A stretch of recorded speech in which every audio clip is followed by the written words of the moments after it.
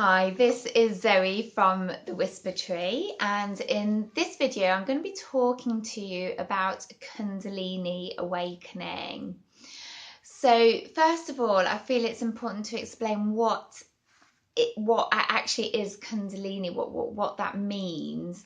And it's basically an energy. It's the same as the energy that runs through our bodies and consciousness, that runs through every living creature on this planet, and runs through the ley lines of the earth and forms part of the global grid matrix. So it is an energy.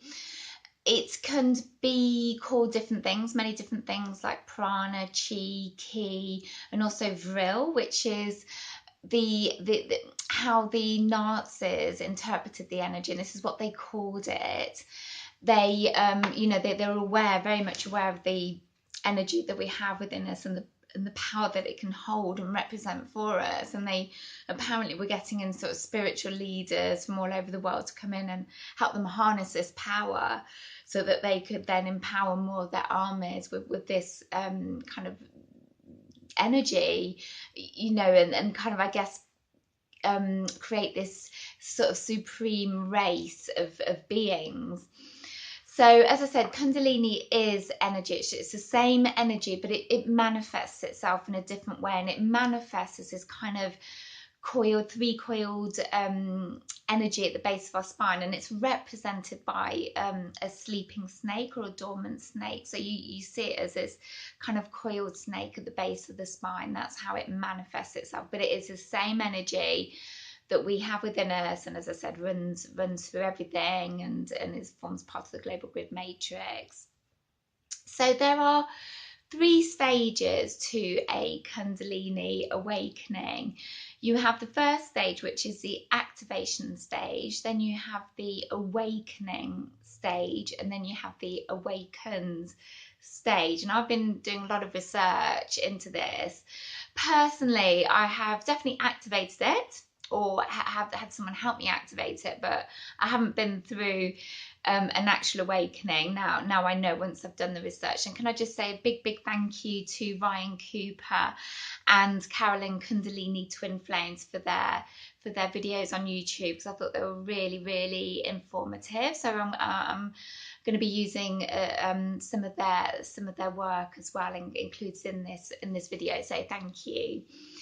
So if we go back to the activation stage, so this is the kind of the first part, where basically our Kundalini can become activated spontaneously. So you hear about people that will suddenly awaken their Kundalini, not have a clue what's going on, which must be pretty frightening, right? And scary, because it sounds really intense. Well, the actual awakening stage sounds really intense. So this can happen spontaneously. It can happen through kind of active spiritual practice, so things like meditation, I guess certain types of yoga as well, I believe, and maybe nidra breathing, like pranic breathing, I feel can activate the Kundalini, our Kundalini.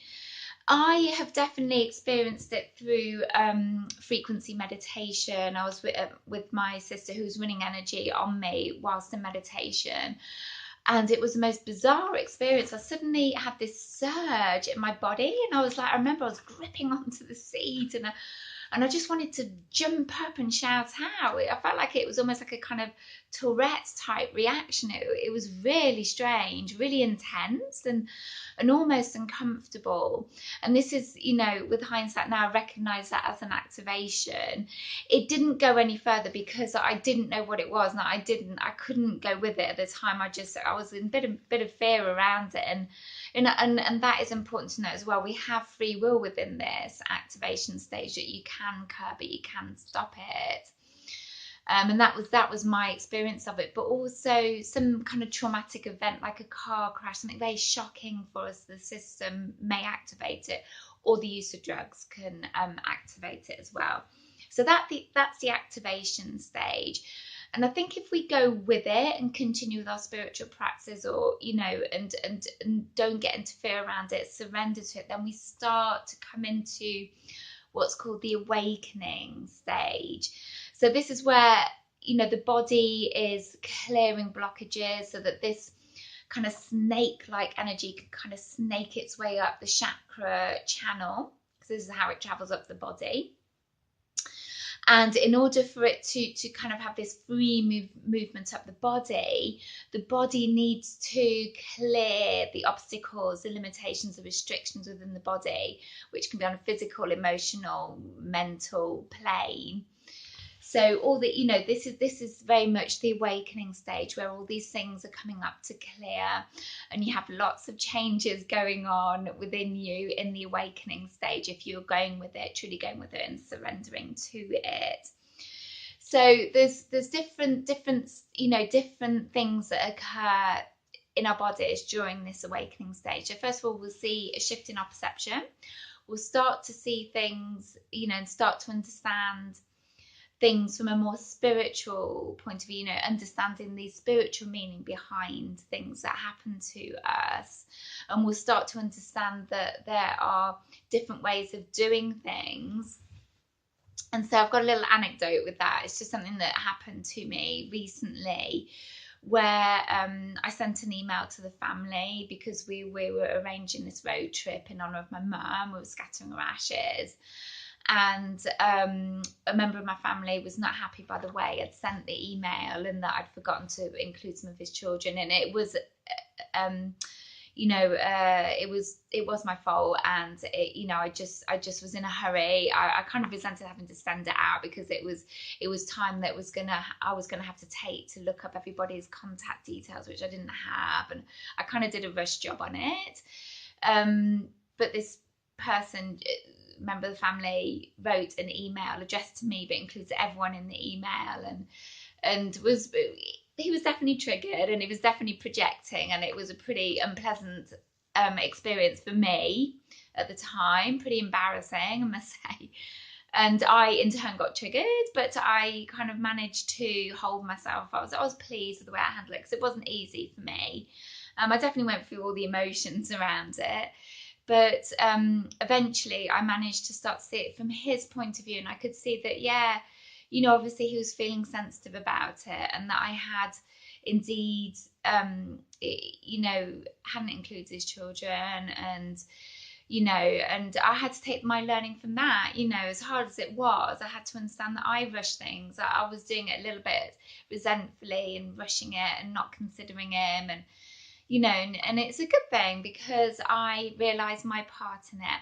So that's just a little anecdote to hopefully help you understand what I mean by seeing things in different ways, by seeing, the kind of the deeper meaning around things and the spiritual meaning behind things to help you as well, which it does help. You realise things. It's like having those realisations really around situations.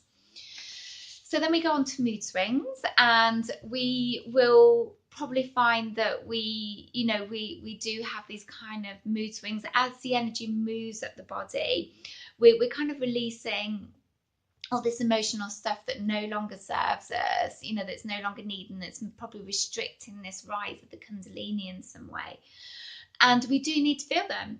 We do need to go through it. We need to feel them to let go. If we're not feeling them and we're suppressing them, then it will just create more blockages and maybe hamper our Kundalini rising, which is not what we want to do.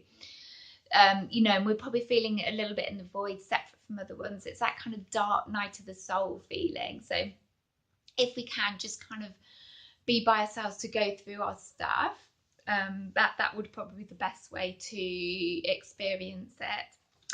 Our sex drive is going to become heightened, so we'll experience, our sexual experiences will change. They, as I said, they'll become more heightened. We'll have different types of orgasms, so it's all good. It's all good. The next one will be that we will probably want to be, in different places, or not want to go to different places. I think what's happening is that we become very sensitive to the energy of different places. And sometimes it's that feeling if you walk into a house or a room and it feels really dense, and it gives you that feeling, that sinking feeling. And I think it's you know, and I feel and I know that it's because we're becoming more sensitive to energy as our Kundalini rises. So we need to be in places of higher vibrational nature. So, you know, being outside in nature in wooded areas where there are not many people, you know, that's brilliant, because it's nature such a high vibrational aspect. It really resonates at a higher frequency, and this again supports the rise of our Kundalini. And this is where we're going to be wanting to be more and more as we become more sensitive. You know, whether your Kundalini is rising or not, I think as you become more aware of energy, you will find this as well. And you know, you can also support yourself in that you can you know, shift the energies in your home by running energy, or you know, using sage. White Californian sage is brilliant for shifting the energy in the room. I used frankincense resin. Frankenstore in London has amazing high quality resins, which I use, and I burn it in the room, and it just feels totally different afterwards. So that's a really good way of doing it. So you will also start to wake up more. You become more in tune with nature, and you know, Earth is this kind of living, breathing organism that has these natural rhythms. And I think as you become more sensitive, you feel those rhythms, and you'll become in tune with it, as the animals are. So you'll probably find that you'll be waking up at the crack of dawn before the sun comes up, or is just starting to come up, and starting to get very tired as the sun goes down. I mean, I've been known to go to bed at 7 when my kids are going to bed. I'm like, I'm going to bed now, I'm so tired. And you know, it gets to that point where I need to do that quite often, you know, and then that kind of just sets me in a good place again. I don't do it all the time, but if you can, it's really, really good to do that and honor that. You'll start to find that the way you eat will change. You'll be, you know, very drawn to what I like to call higher vibrational foods. So things like really, you know, fresh fruits, fresh veg, because they've been outside. They have an energy, as does every living thing. It's, you know, you'll really start to resonate with that and want to eat in a light way, and not eat such dense foods like red meats, you know, maybe not so much alcohol, because it's the energy is kind of denser. So you'll be eating in a lighter way. You will, you know, you'll start to gain and as I said, you know, your perspective will change, but you'll also start to find that you will absorb information more quickly. You'll be understanding concepts that you hadn't been able to grasp easily before. You'll be able to, you know, you'll really be on it. You'll be really starting to grasp things a lot quicker. And this, I think, is because, or I feel is because, the energy is starting to move in the brain, rewire the brain, so it's activating it differently. You'll find that as you release more emotional stuff, but also and as the Kundalini rises up in the body, your emotions will become heightened. So when you feel joy and excitement, it could be almost bliss-like, or you know, when you're feeling sad, I guess it's like a mood swing really, but you know, when you're feeling sad, you start to feel very, very sad. So you know, you might find that as well, that your emotions will be heightened in some way. Your physical body will go through, you know, changes, and you'll start to feel different things within the body. So as the Kundalini rises and the energy starts to enter into different areas of the body, it's higher vibrational energy. You know, and you think about it, your body, these parts of the body are not used to having this higher vibrational energy. Well, this in turn will affect the physical body, so you might start to get twinges in different areas, bit of pain possibly, and that can take quite a while for it to subside. You know, and also you might get this burning up sensation, because it's almost like a detox. You have to clear to allow more energy and light into the body. And it's the same for the Kundalini. As it rises, it has to, as I mentioned at the beginning, it has to clear these blockages. So it's like it has this fever almost, it burning up to release the blockages and the limitations and the restrictions. And you could get night sweats, or just sweat profusely as well. And again, this is due to this purification of the energy and the blockages, emotional blockages, mental blockages, all these sorts of things that are burning up to release. The other thing I didn't mention earlier is that you will get very dehydrated, so it's important to hydrate as well. And lastly, you'll probably find that your appetite diminishes as you work more of the energy and you bring in more of the Kundalini awakening, more of the Kundalini energy. You'll find that food doesn't sustain you as it did before. Because I think some of us, I definitely do this sometimes when I'm going through a bit of a void, dark night of the soul.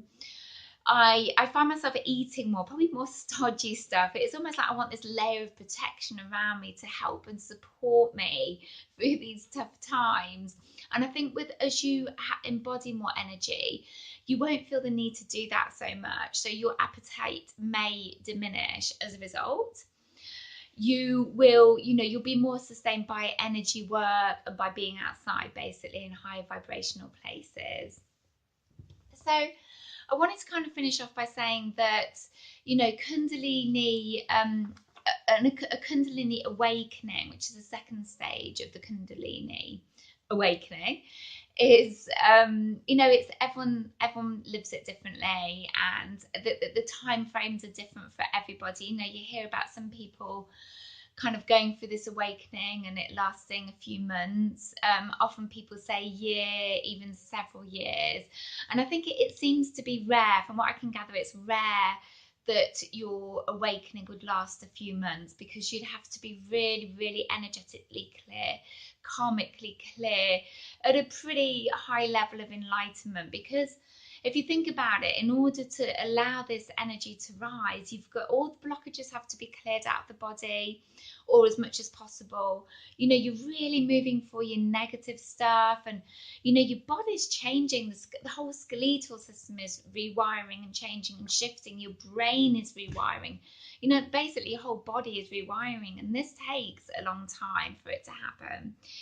And it does seem very intense from what I hear as I kind of was reading up about it. I mean, for my activation, it was intense in that short time that it was occurring, that allowed it to occur. It was very intense. So I can imagine awakening must be massive.